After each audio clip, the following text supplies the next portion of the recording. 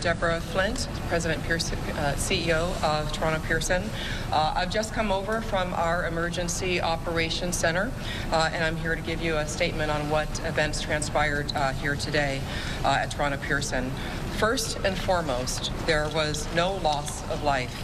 And this is in due part to our heroic and trained professionals, our first responders at the airport.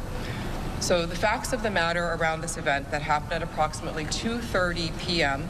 is Delta Airlines Flight 4819 from Minneapolis to Toronto, operated by subsidiary Endeavour Air, was involved in a single aircraft accident upon landing at Toronto Pearson.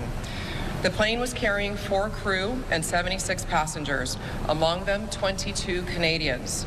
The other passengers were multinational. Airport emergency workers mounted a textbook response, reaching the site within minutes and quickly evacuating the passengers. We stood up our Emergency Operations Center with Delta Airlines and representatives from fire, police, paramedics, security, and our federal agency partners. Again, there were no fatalities. 17 injured passengers were quickly taken to local area hospitals. At this time, we do not know of any of those passengers having critical injuries.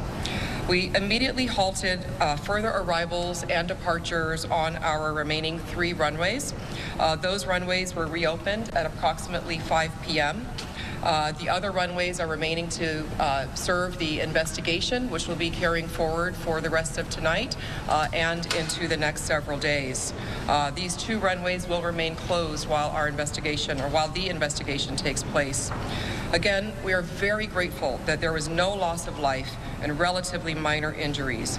We are very focused on the care and the concern and the passengers and the crew, some of whom have already been reunified with their friends and their families. Others we have in a comfortable place right here at the airport in an environment where they're getting a lot of care and support from my staff. Delta Airlines is also continuing to provide customer care and information for passengers. In closing, no airport CEO wants to have these type of press conferences, but this is exactly what our emergency, our operations, and our first responder partners are all practiced and trained for. And again, this outcome is in due part to their heroic work, and I thank them profusely. Our thoughts and prayers are with all. We will be providing more information as it becomes available. We do expect that there will be some operational impact and some delays at the airport over the next few days while the 2 runways remain closed for the investigation. And we will be sharing information periodically. For those traveling, continue to look at our website and be in touch with your respective carrier as well. Thank you for your time today.